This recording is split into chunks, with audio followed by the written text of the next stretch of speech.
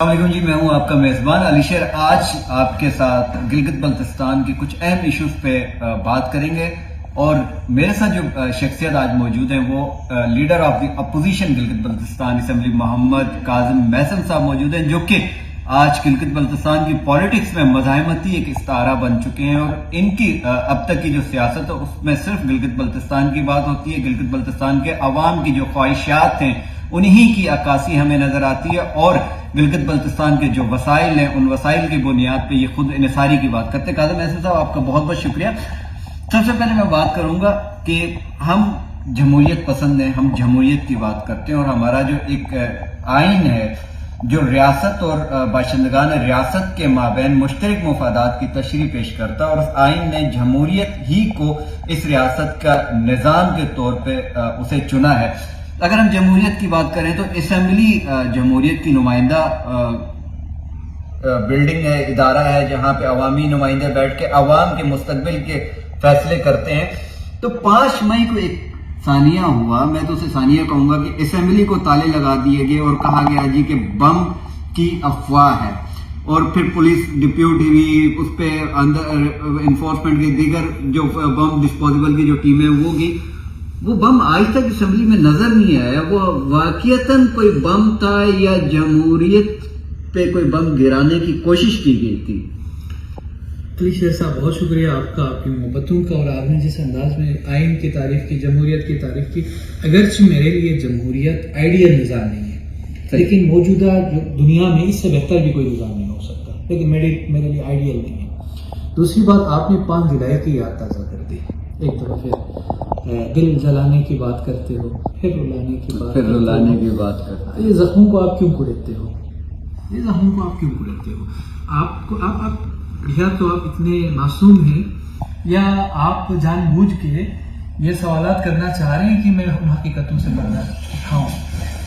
بات یہ ہے کہ جہاں تک ہم حقیقت بیانی کریں، آپ باتیں کریں، آپ گفتگو کریں، آپ تقریر کریں، آپ مزاحمت کریں، آپ کچھ بھی کریں، جن کے ختم اللہ علی قلوبہم وعلی سمعہم وعلی ابصارہم کے مصداق ہیں، انہوں نے کوئی بات نہیں سنی، انہوں نے کوئی بات نہیں سمجھنی ہے۔ اگر سمجھنے والے ہوتے تو بہت بڑے اشارے کافی تھے، بہت بڑی علامتیں کافی تھیں، اور میں ذاتی طور پر سمجھتا ہوں پاکستان اس وقت سود کی دلدل میں جو پھنسا ہوا ہے، قرض کے دلدل میں جو ہے، دہشت گردی کی آمجگاہ بنی ہوئی ہے۔ کسی بھی علی شیر صاحب انڈیکس میں پاکستان 130 ممالک سے آگے نہیں ہے۔ کتنی افسوس کی بات ہے، جو اتنی رچ کنٹری ہے پوری دنیا میں، آپ کی جو اسٹریٹجیکل امپورٹنس دیکھیں، زیر ملک کی حیثیت سے آپ دیکھیں، اور یہاں پہ ریسورسز آپ دیکھیں، ہیومن ریسورسز، نیچرل ریسورسز، اتنی رچ ہونے کے باوجود بھی 130 سے نیچے ہیں۔ تو آپ کو شاید تاریخ تو یقیناً یاد ہے، تو میں دہراتا چلوں، آپ کو خراب ہونے والے ایمبولینس آپ کو یاد ہے؟ بالکل یاد نہیں ہے تو میں یاد دلاؤں گا، بالکل یاد ہے۔ آپ کو فاطمہ جناح کو غدار ٹھہرانے والا جو سلسلہ تھا وہ بھی آپ کو یاد ہوگا، یاد ہے۔ آپ کو لیاقت علی خان کی شہادت بھی آپ کو یاد ہوگی، آپ کو ذوالفقار علی بھٹو کی شہادت بھی آپ کو یاد ہوگی، آپ کو بے نظیر بھٹو کی شہادت بھی یاد ہوگی۔ بالکل یاد۔ سر، کس پرائم منسٹر نے 5 سال کی مدت پوری کی ہے؟ کسی پرائم منسٹر نے کہاں کی جمہوریت؟ ہم ابھی جسے کہیں نا ایڈجسٹ ہو کے چل رہے ہیں۔ اگر مجھ سے پوچھیں جمہوریت ہے تو میں قسم کھا سکتا ہوں کوئی جمہوریت نہیں ہے، اور ہائبرڈ ڈیموکریٹک سسٹم۔ اور جہاں تک جمہوریت موجود بھی ہے، وہ مروثیت کے نرغے میں ہے، اور پھر مروثیت سے ہٹ کے کہوا بھی سیاست پیتے ہیں، اور مروثیت سے ہٹ کے اگر کہیں جمہوریت تھوڑی بہت سپیس بناتی ہے تو سرمایہ داروں کے ہاتھ میں، تو عام عوام کی نمائندگی، میں آپ کی اس بات سے اتفاق کرتا ہوں۔ میری بات پوری ہونے نہیں تھی، اب یہ سب کچھ ہوا گلگت بلتستان میں، آپ نے لولا لنگڑا سیٹ اپ ہمیں دیا ہوا ہے۔ آپ کی اسمبلی انساز اسمبلی نہیں ہے، جو گلگت بلتستان کے 20-22 لاکھ عوام کی ترجمان اسمبلی ہے۔ بالکل ٹھیک، اور میری اسمبلی کی یہ بے بسی تھی کہ ہم 19 نفر کو لے کے گئے تھے وہاں پہ ووٹ کرنے کے لیے، لیکن تالے، جبر، تشدد، پابندیاں، سر پہرے بٹھا دیے گئے تھے، دانش میں زبان پہ پہرے، وفاداریاں تبدیل۔ اچھا مجھے یہ بتائیں، آپ آج میری مثلا کسی کمزوری کی وجہ سے، خوف کی وجہ سے آپ مجھے ایسے کام کرنے پر مجبور کرتے ہیں، نہ اخلاق درست ہے، نہ آئین درست ہے، نہ شرع درست ہے، نہ قانون درست ہے۔ آپ کسی چھوٹے مفاد کے لیے، مفاد کی اگر بات کریں، مثلا ایک منسٹری کے لیے، گاڑی کے لیے، آپ آج مجھے مجبور کر رہے ہیں نا، اپنی وفاداریاں اصول سے آپ ہٹ جائیں. کیسے ممکن ہے کہ کل بڑی کوئی چیز کے لیے، انٹرسٹ کے لیے، مفاد کے لیے میں پھر اور بھی چیزیں کیوں نہ کروں؟ بالکل. آپ کیوں یہ جواز فراہم کر رہے ہیں؟ آپ جائزیت کیوں نہیں دیکھتے کہ یہ جائز ہے یا نہیں ہے؟ یعنی آپ مجھے مجبور کر رہے ہیں کہ میں ایسے پریکٹس کروں جو اخلاق درست نہیں ہے. پھر میں ٹرین ہو جاؤں گا نا، پھر میں ایسا کارنامہ کروں گا. ہونا یہ چاہیے جو آئین کی بالادستی کو تسلیم کرنے والا ہو، قانون کی سپرمیسی کو تسلیم کرنے والا ہو، جو آپ کی مورل اور جو آپ کی سوشل ویلیوز کو ایڈاپٹ کرنے کے لیے جو قائل ہیں، ان کو تھپکی ملنی چاہیے. ان کو اڈیالہ جیل کے اندر لے جا کے نہیں بند کرنا چاہیے. بالکل. اس کا امپیکٹ کیا ہوگا کہ آج چھوٹی سی چیز کی خاطر اگر آپ اپنی وفاداری اصول بدلیں گے، تو مثلا آپ کا کسی اور ملک میں کوئی جزیرہ مل جائے تو پھر آپ اس ملک کے خلاف کھڑے ہو جائیں گے. بالکل ایسے. یہ وہ تربیت ہے جو ہم کراتے آ رہے ہیں اپنی ذاتی پسند ہونا پر. 5 جولائی میں کیا ہوا؟ یہی ہوا کہ ایک طرف ہارس ٹریڈنگ، اچھا یہ جو سو کال ڈیموکریٹک جس کی طرف آپ نے اشارہ بھی کیا، آرگنائزیشنز ہیں جو پاکستان میں ہیں، تو ہارس ٹریڈنگ کی پریکٹس کس نے کرائی ہے؟ آپ کو پتہ ہے چھنگا منگا کی سیاست کس نے پاکستان میں متعارف کرایا ہے؟ ضمیریں بیچنا اور خریدنا کس نے سکھایا ہے؟ سر جی یہ جو جماعتیں ہیں وہ اس طرح انہوں نے ڈیموکریٹک سسٹم کو الٹر کر کے رکھا ہوا ہے. اس میں مڈل فیملی کا بچہ، آپ کا میرا بیٹا، جو لاکھ لائق فائق ہوں لیکن اس خاندان سے یا اس کاسٹ سے یا اس ایلیٹ فیملی سے جن کا تعلق نہ ہو، تو وہ بیچارہ پوسٹر نہیں چھاپ سکتا، یا پھر ان کی نسلوں کی غلامی کے بستے وہ اپنے کاندھوں پہ سوار نہ رکھتا. کندھوں پہ نہیں، آپ کے گردن پہ جب تک وہ پٹے نہ باندھیں تب تک آپ پولیٹیشین نہیں بن سکتے، آپ اس سسٹم میں داخل نہیں ہو سکتے. میری جو سیاست کی روش ہے وہ میں یوتھ کو یہی یقین دلانا چاہتا ہوں. اور اس لیے آیا میں ٹیچر تھا اور میں ٹیچنگ میری پیشن تھی اور کرتا رہا. 8-10 سال میں نے ٹیچنگ کی. آئی لو ٹیچنگ. لیکن میں یہاں آیا ہوں تو میری یوتھ کو یہ سمجھانے کے لیے کہ دیکھیں آپ نے ہمت نہیں ہارنی ہے، آپ نے حوصلہ رکھنا ہے اور بڑھنا ہے. آپ نے چھیننا ہے ان لوگوں سے، ان اشرافی دماغ رکھنے والوں سے، ان غلامانہ ذہنیت رکھنے والوں سے، ان انکمپیٹنٹ، سلگش، کرپٹ، ڈس آنسٹ، اس فریم میں موجود جتنے بندے ہیں، میں کسی ایک کو بلیم نہیں کرتا ہوں، ان سے آپ نے سیاست چھیننی ہے اور یوتھ کے ہاتھ میں لینا ہے. اور میں سمجھتا ہوں اور مجھے اس پہ پورا امید ہے اس وقت پاکستان میں جو شعوری سطح ہے وہ بہت ڈیولپ ہو چکا ہے. اب جو ویو ہے نا، جسے آپ کہیں فکری، خیالی اور شعوری، وہ الحمدللہ جو چل پڑی ہے وہ گلگت بلتستان بھی اس نرغے میں ہے. ظاہر ہے پاکستان کی جو کل آبادی اس میں سے 65% کی جو نمائندگی وہ نوجوانوں کے پاس ہے. اچھا کل صاحب ایک اور چیز آپ کی توجہ اس طرف لانا چاہ رہا ہوں کہ ڈگری کی اگر ہم بات کریں تو حافظ حفیظ الرحمان صاحب گزشتہ کوئی 8.5 سال سے ان کی ڈگری بھی کورٹ میں موجود ہے جس کا ابھی تک تصفیہ نہیں ہے. اور محمد خالد خورشید صاحب کی بھی ڈگری کا کیس بنا اور ان کے حوالے سے تو اعلیٰ عدلیہ کی جانب سے یہ حکم صادر ہوا تھا کہ 21 دن کے اندر فیصلہ سنایا جائے. تو ڈگری کا کیس تو دونوں کا ایک جیسا. کیا محمد خالد خورشید صاحب کی شکل نظام پہ قابض لوگوں کو پسند نہیں تھی، یا محمد خالد خورشید کے جو افکار تھے، جو ان کا طرز حکمرانیت تھی یا طرز سیاست تھی، وہ پسند نہیں تھی انہیں؟ تو کیا بنیادی وجہ یہی تھی کہ جو 21 دن کے اندر فیصلہ سنایا گیا اور حافظ حفیظ الرحمان صاحب کی ڈگری کا آج تک 8.5 سال ہو گئے فیصلہ نہیں سنایا جا رہا ہے؟ دیکھیں کافی کوششیں ہوئی کہ شب خون مارے خالد خورشید کی حکومت پر، ان کو داد دینی پڑے گی آپ کو. باوجود ہے کہ ان کی کیبنٹ میں بھی ڈفرینس آف اوپینین، منتشر گروہ پہ مشتمل ایک کابینہ تھی، اوپینین کی ڈفرینس، کیونکہ میری جماعت MWN کی بالکل میری پارٹی ڈفرینٹ ہے، تو ہم اپنے اصول اور اپنے نظریات کی بنیاد پر ان کے ساتھ اتحاد تھے اور اب بھی ہیں، پاکستان میں بھی ہیں. ان میں جو یونیورسل پرنسپلز ہیں ان کی وجہ سے ہم ان کے ساتھ کھڑے تھے، کھڑے ہیں، کھڑے رہیں گے. رہی بات وہاں پہ کئی بار اٹیمپٹ ہوئے، عدم اعتماد کی کوششیں ہوئی، ناکام کی، انہوں نے کامیاب ہونے نہیں دی. ان کو یہ بتایا گیا کہ آپ نے اپنی قیادت سے ڈسکنیکٹ ہونا ہے، آپ نے ان کے نظریات کو لے کے نہیں چلنا ہے، آپ محفوظ ہو. انہوں نے کہا کہ میرا خیال یہ ہے، اس کا مفہوم یہی بنتا ہے کہ گیدڑ کی 100 سال زندگی سے شیر کی زندگی بہتر ہے. آپ کو اس سے اختلاف صحیح، آپ کو اس کی شکل ناپسند سے، اس کی تقریریں ناپسند سے، خان صاحب سے اس کے رابطے آپ کو نہیں پسند سے، لیکن ایک بات آپ کو یاد رکھنا پڑے گا کہ آپ نے ایک ایسے بیٹے پر وار کیا ہے جو آپ کے تمام صوبوں کے چیف منسٹر سے زیادہ کمپیٹنٹ تھے، اور تاریخ وفا شعروں کو یاد رکھتی ہے، تاریخ سہولتکاروں کو تو یاد نہیں رکھتی ہے. اور آپ نے جو حملہ کیا ہے، آپ نے جو اٹیمپٹ کیا ہے، یقین کریں اس سے جو یوتھ ہے نا وہ انتہائی مضطرب ہے. ممکن ہے وہ اس پارٹی کے نہ ہوں، اس کے باوجود بھی وہ یہ کہتے ہیں کہ یہ زیادتی ہے. آپ نے اب اگر گرانا ہی ہے تو عدم اعتماد والا آپ کے پاس موجود ہے، تو عدم اعتماد کے ذریعے گرا دیتے، نہیں ہو سکا تو پھر آپ نے دوسرے طریقے سے ان کو گرایا. حافظ حفیظ الرحمان صاحب کے ڈگری کیس کا جہاں تک تعلق ہے، 18 سال بھی ہو جائے تو مجھے امید نہیں ہے کہ اس پہ کبھی مزید کوئی ایسی، اور پھر جو تیزی آئی تھی وہ بھی اپنی جگہ پہ بڑی زبردست تیزی تھی. خیر اس پہ کبھی تفصیل میں باتیں ہوں گی.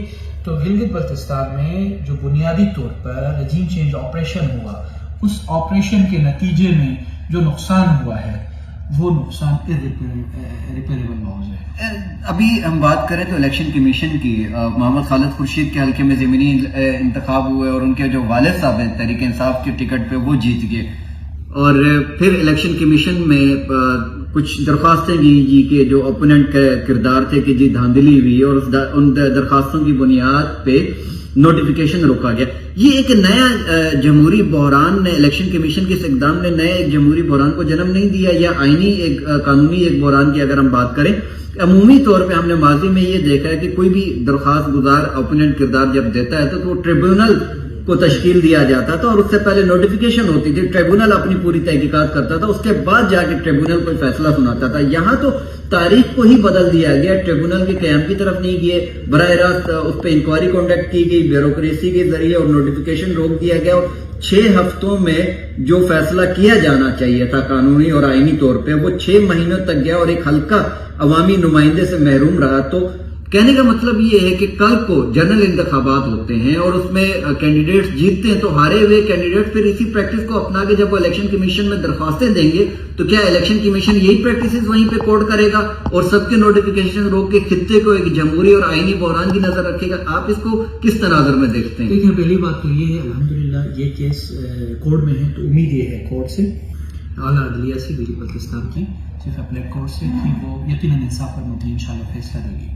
پہلی بات تو یہ، اس پہ چونکہ اس کی سب جوڈیس ایشو ہے، اس پہ زیادہ ڈیٹیل میں بات نہیں کروں گا. البتہ اتنا کہوں گا کہ جو الیکشن کمیشن نے جو کچھ کیا اور اس حلقے میں جو تماشا ہوا، اس سے میں یہ کہوں گا، اتنا میں کہوں گا کہ کوئی اور حربہ رہ گیا ہے جس کے سبب یہاں کے یوتھ، یہاں کے عوام آپ سے مایوس ہوں، تو وہ حربہ اڈاپٹ کریں. صحیح.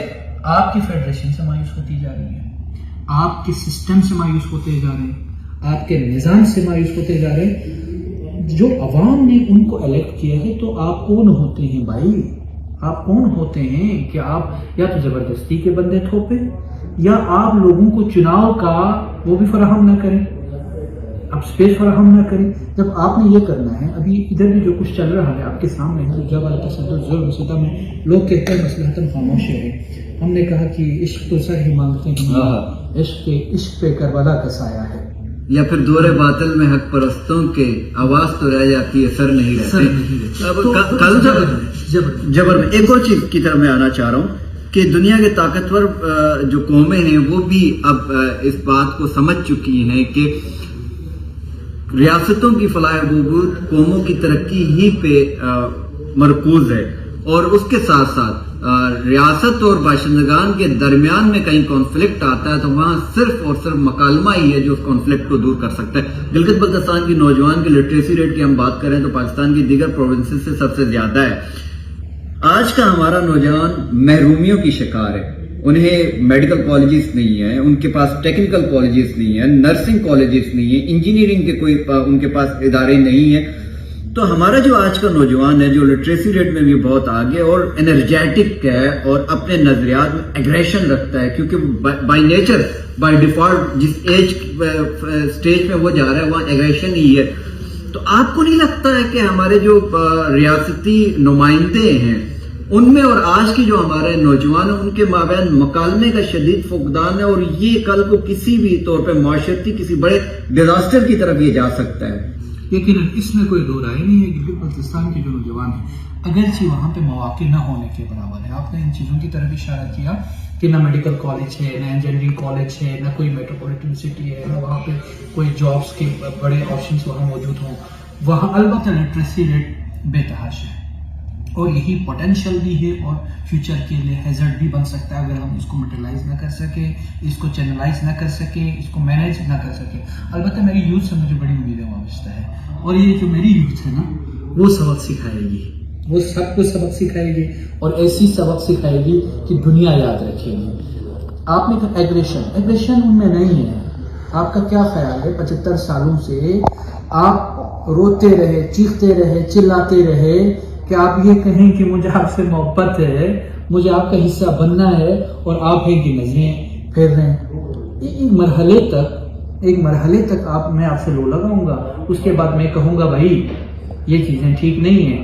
ابھی ہمارے جو جوان ہیں وہ نیچرل اور ریشنل اور جسٹیفائڈ ان کی طرف سے ڈیمانڈز آتی ہیں، ان کا ایگریشن نہیں ہے، یعنی جذباتیت تو ختم ہو جاتی ہے، ترقی پسند ایگریشن ہے ان میں، وہ اصولوں پر مبنی بات کریں۔ وہ یہ کہتے ہیں کہ 75 سال بعد بھی نیشنل اسمبلی میں میری نمائندگی کیوں نہیں ہے، NFC ایوارڈ میں میرا حصہ کیوں نہیں ہے، سینیٹ میں میری نمائندگی کیوں نہیں ہے، نہ ہم 3 میں ہے نہ 13 میں، کیوں؟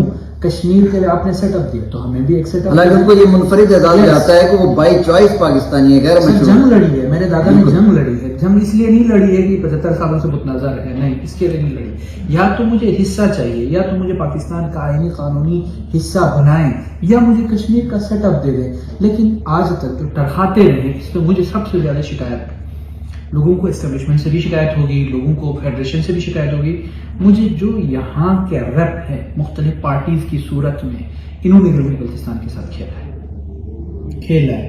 اب میں نام نہیں لیتا ہوں، ان جو پولیٹیکل پارٹیز ہیں وہ گلگت بلتستان کو چراگاہ سمجھتی ہیں اور وہاں پہ انڈیجنس فیصلے کرنے کیوں نہیں دیتے؟ آپ کون ہوتے ہیں کہ وہاں کے عوام کو اپنے فیصلے تھوپے؟ آپ کون ہوتے ہیں؟ میری مرضی ہے، میں نے جو کرنا ہے، ہم سے نہیں پوچھا جاتا۔ آج یہ سب سے بڑا مسئلہ ہے۔ میری قیادت علامہ راجہ ناصر عباس جعفری، جب بھی کوئی قومی ایشو آتا ہے گلگت بلتستان کا، وہ مجھ سے پوچھتے ہیں کہ میسم وہاں کے عوام کی کیا رائے ہے اور اس رائے کے مطابق ہمیں کیا موقف اپنانا چاہیے۔ یہ نہیں کہتا کہ ہم نے یہ بات کی ہوئی کیونکہ میرا سندھ میں بھی سٹیک ہے، وہاں پہ کوئٹہ میں بھی سٹیک ہے، میرا اسلام آباد میں بھی سٹیک ہے، میرا لاہور میں بھی سٹیک ہے، لہٰذا ہماری جو مرضی ہے وہ تم ایڈاپٹ کرو۔ یہ نہیں کہتے، بلکہ یہ کہتے ہیں کہ عوام کی امنگوں کے مطابق گلگت بلتستان کا فیصلہ ہونا چاہیے۔ جس دن ہم جو سہولت کاری کرتے ہیں وہاں کی پارٹیاں، یہاں فیڈرل پارٹیوں کی، اس سہولت کاری کے نتیجے میں گلگت بلتستان کی محرومی سب سے بڑی وجہ ہے، اور بھی وجوہات ہیں۔ ابھی تھوڑا سا کرنٹ ایشوز کی طرف بھی آتے ہیں۔ گندم ایشو اس وقت سب سے بڑا ہے اور عوام سراپا احتجاج ہے۔ حکومتی جو کابینہ ہے انہوں نے تو شگاف الفاظ میں کہہ دیا کہ ہم قیمتیں کم نہیں کریں گے۔ اگر ہم UNCIP کی قرارداد کی بات کریں تو اس میں کوئی واضح اس طرح کی چیزیں وہاں پہ کوڈ نہیں ہیں، لیکن ایز پر کمپیئر ہم مقبوضہ کشمیر کی بات کریں تو سبسیڈائز کی اگر بات کریں تو وہاں تو 41 اشیاء میں سبسیڈیز ہیں، اور پھر پاکستان کے ادر پروونسز کی بات کریں تو وفاق اربوں روپے کی سبسڈیز دے رہا ہے۔ ہمارے یہاں 2 سے 3 اشیاء پہ جو سبسڈیز دی جا رہی ہے اس میں بھی کٹوتی کی جا رہی ہے۔ یہ غیر سنجیدگی کا مظاہرہ گلگت بلتستان اسمبلی کی طرف سے یا وفاق کی طرف سے؟ دیکھیے، وفاقی گورنمنٹ کی طرف سے گلگت بلتستان کی حساسیت کو کبھی بھی ایکنالج نہیں کیا گیا۔ اس کی بڑی وجہ یہ ہے، اور موجودہ جو گورنمنٹ ہے وہ گورنمنٹ ہی نہیں ہے، بارمتی کا کنبہ ہے۔ یہ بارمتی کا کنبہ ہے، آپ نے دیکھا ہوگا کوئی دائیں جا رہا ہے، کوئی بائیں جا رہا ہے، کوئی ادھر کھڑا ہے، کوئی ادھر کھڑا ہے۔ یہ تو حکومت ہی نہیں ہے۔ تو یہ حکومت نہیں ہے تو ان کو حکومت میں لانے والوں سے ہماری ریکویسٹ رہی ہے، گزارش رہی ہے، ہم چیخ کے نہیں بول سکتے ہیں، ہاتھ جوڑ کے ان سے گزارش کر سکتے ہیں، اس عوام کا قضیہ ہم لڑ سکتے ہیں اور لڑیں گے کہ آپ نے جب رجیم چینج آپریشن کیا تھا تو انہی وزیر اعلیٰ اور انہی کے ذریعے اعلان کرائے تھے کہ گندم کی کرائسس سے وہ ہم نے فلفل کرنی ہے، بجٹ خسارہ 18 ارب کا ہے وہ ہم نے پورا کرنا ہے، ڈیولپمنٹل پیس جو رکا ہوا ہے اس کو ہم نے ایکسیلریٹ کرنا ہے۔ کیوں رکا ہوا تھا؟ اس لیے کہ خالد خورشید کی یعنی صوبائی حکومت کی فیڈرل گورنمنٹ کے ساتھ اس ٹائم پہ اچھی ریلیشن نہیں ہے، اچھی انگیجمنٹ نہیں ہے، وہاں پہ کیا کہتے ہیں ناپسندیدہ ترین حکومت کی، لہٰذا اس کو آپ نے ٹاپل کر کے اپنی پسند کے انجینئرنگ کے نتیجے میں جو گورنمنٹ بنائی اور ان ناروں پر وہ گورنمنٹ آئی، کاکڑ صاحب جی بھی آئے، گلگت میں آ کے 4 ارب کی انہوں نے بات کی تھی، وہاں آ کے ڈیولپمنٹل پیس کو ایکسلریٹ کرنے کی انہوں نے بات کی تھی، لیکن آپ کو خوشگوار حیرت ہوگی آفیشیل وزٹ پہ پرائم منسٹر پاکستان آتا ہے، آج تک وہ ڈائریکٹیو جاری نہیں کرا سکی ہے یہ گورنمنٹ. صحیح. آپ ان کی کیپیبلٹی اور کمپیٹنسی اور ان کی ترجیحات کی سطح دیکھیں. دوسری ان کی کیپیبلٹی تو مجھے گندم کے 600 ٹرک کی اجازت مانگنے کی حد تک نظر آ رہی ہے. سوری، دیار کی لکڑیوں کی جو فارسٹ ایکٹ ہے اس کی وائلیشن کرتے ہوئے پرائم منسٹر سے ایمنسٹی اسکیم کے تحت اجازت مانگنے پہ وزیر اعلیٰ صاحب کی ساری توجہ مرکوز ہے. تو یہ کانفلکٹ ایک تو اس ایکٹ کے برخلاف آ رہا ہے، اور دوسرا یہ 600 جو ٹرک لکڑی کی ایمنسٹی اسکیم مانگ رہے ہیں، تو اس کا ریجن کو تو کوئی فائدہ ہمیں نظر نہیں آ رہا. تو یہ اپنی پاور سے اپنے آپ کو بینیفیشری ڈکلیئر کرنے کے لیے اقدام اٹھایا جا رہا ہے. دیکھیں آپ، 600 ٹرک کا مطلب کوئی مذاق نہیں ہے. اگر اس کی اجازت مل بھی جاتی ہے تو رول اس بات کی اجازت نہیں دیتا، کسی صورت نہیں دیتا. اور اس پہ ڈیفارسٹریشن کے نتیجے میں وہاں کے ایکو سسٹم جس طرح خراب ہوتا ہے وہ اپنی جگہ پہ ہے. گلوبل وارمنگ تو ویسے بھی میں سمجھتا ہوں کہ یا تو یہ رومر ہو، اللہ کرے، اور امید ہے کہ لا اور رول کی پر عملداری نظر آئے، اور یہ میرا خیال ہے کہ یہ ڈیفر ہو جائے. یہ میرے مصدقہ ذرائع نے مجھے یہ خبر دی ہے، اور اس میں پرائم منسٹر صاحب سے انہوں نے باقاعدہ ریکویسٹ کی. مجھے بھی اطلاع دی گئی تھی، پھر میں نے لیٹر شیئر کرنے کو کہا ہے، اور کیپی گورنمنٹ کو لیٹر کرنے کی بات ہے، یہاں پرائم منسٹر کو لیٹر کرنے کی بات ہے، پرائم منسٹر آفس سے کوئی آبزرویشن کی بات. میں نے کہا مجھے لیٹر، اور آپ کو یقیناً لیٹر آپ سے شیئر نہیں کیا گیا، ابھی تک نہیں کیا. جب بات کروں گا تو ڈنکے کی چوٹ پہ بات. جب لیٹر شیئر نہیں کیا گیا تو دیٹس مین کہ کہیں نہ کہیں دال میں کچھ کالا ضرور ہے. وہ میں انشاءاللہ آپ سے شیئر بھی کروں گا جیسے مجھے مل جائے. تاہم مجموعی طور پر جو گلگت بلتستان کی جو موجودہ صورتحال ہے، اس صورتحال میں یہ چیز بھی آپ کو بتا دوں کہ ECC سنجیدہ نظر آ رہی ہے. ابھی فیڈریشن کو لگتا ہے اب سمجھ آ گئی ہے. مختلف سطح پہ ہم نے ڈیلیبریشنز کی ہیں. قبل از وقت ہوگا کیونکہ ہم کریڈٹ لینے کے لیے نہیں، کریڈٹ میں دوں گا گندم کے ایشو حل ہونے کے بعد. وہ غلام حسین اطہر جو عوامی کوارڈینیشن کمیٹی کے سربراہ ہے، اس سمیت دیگر جماعتیں جو وہاں پہ ٹھٹرتی سردی میں دھرنا لے کے بیٹھے ہوئے، میں ان تمام لوگوں کو کریڈٹ دوں گا، اور گلگت میں دھرنے میں بیٹھنے والوں کو میں کریڈٹ دوں گا. ہم ادھر اپنی پوری اس کے ساتھ ذیل زست کے ساتھ اور پورے وجود کے ساتھ جتنے لیئرز پہ ہماری اپروچ ہو سکتی ہے، پرائم منسٹر آفس کی انگیجمنٹ سے لے کر نیچے تمام حلقوں سے ہماری انگیجمنٹ سے لے کر ڈیلیبریشنز ہم نے کی ہے. اور امید یہ ہے کہ کوئی وے آؤٹ. ابھی تھرسڈے کو ECC آج تھی، وہ ڈیفر ہو گئی، تھرسڈے کو ہے. اس میں کوئی بڑی خوشخبری امید ہے نکل آئے. اگر نہ آنے کی صورت میں یہ بات نوٹ کر لے علی شیر صاحب کہ بلتستان کے گلگت کے عوام جب نکل آئے ہیں نا تو انہوں نے واپس نہیں جانا. جو سیریا ہے نا کہ ہم ایک روپے بھی پیچھے نہیں آئیں گے. بیٹا آپ کہیں آسمان سے نازل نہیں ہوئے، آپ کو مجھے اس عوام نے چنا، عوام نے. اور میں نے ادھر واشگاف الفاظ میں یہاں پہ بھی میں نے کہا کہ ہمیں اس دن کے لیے آپ اس دن کا انتظار نہ کریں کہ ہم بھی ایک کیمپ لگا کے یہاں بیٹھے. جو ماہنور بیٹھی تھی محرم بلوچ جو اپنے حقوق کے لیے یہاں پہ بیٹھی ہوئی ہے، کیا آپ یہ چاہتے ہیں کہ گلگت بلتستان کے عوام بھی میری قیادت میں آئے اور ادھر کیمپ، یعنی کہ مستقبل قریب میں آپ پارلیمنٹ ہاؤس کے باہر کچھ بھی کر سکتے ہیں. اور آپ کو یہ بھی بتا دوں میری جماعت نے، اسلامی تحریک اور MWM دونوں نے عوامی کوارڈینیشن کمیٹی کے پاس ریزائن بھی جمع کرا دیا ہے. انہوں نے کہا کہ اسمبلی اراکین اپنے استعفیٰ دیں. ہم نے کہا جہاں ضرورت پڑتی ہم استعفیٰ بھی، یعنی اس لیول پہ جانے کے لیے ہم ریزائن بھی دینے کو تیار ہے. ہم نے جمع کرا دیا. عوامی کوارڈینیشن کمیٹی، یہ 100% عوامی ڈیمانڈ ہے. تو ہمیں مجبور نہ کرے کہ ہم یہاں کیمپ لگائیں، ہمیں مجبور نہ کریں ہم نیشنل اسمبلی کے سامنے بیٹھیں، ہمیں مجبور نہ کریں ہم ڈی چوک پہ دھرنا دے دیں، اور ہمیں مجبور نہ کریں GV سے ہم مارچ کرائیں. ہم نے یہ پیغام واضح طور پر پہنچایا. اور افسوس مجھے اس بات کا ہے کہ وہ یہ کہا جا رہا ہے کہ دیکھیں سکردو کے کچھ لوگ چونکہ اپوزیشن میں اس وجہ سے کر رہے ہیں. دکھ کی بات ہے، آپ کاٹ کے میرے گلگت بلتستان کو توڑا گیا، ڈیوائیڈ کیا گیا، حصوں میں بانٹے گئے قربانی کے گوشت کی طرح، لیکن انشاءاللہ مزید جان سے نہیں آئیں گے.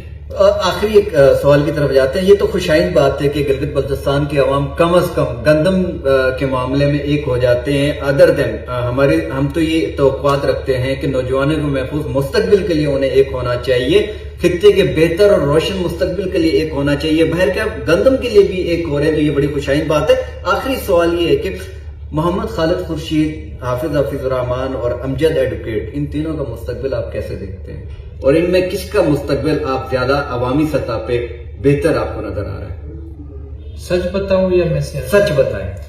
मौजूदा हालात में तो मैं जब भी तबसरा तजिया करता हूँ तो खुदा को उस माशरे से अलग करके मैं नहीं सोचता, नहीं तबसरा करता, नहीं तजिया करता। पाकिस्तान के हालात के हवाले से भी लोग परेशान होते, मायूस होते, मैं उनको कहता हूँ खुदा तो है ना, बिल्कुल अल्लाह तो है ना।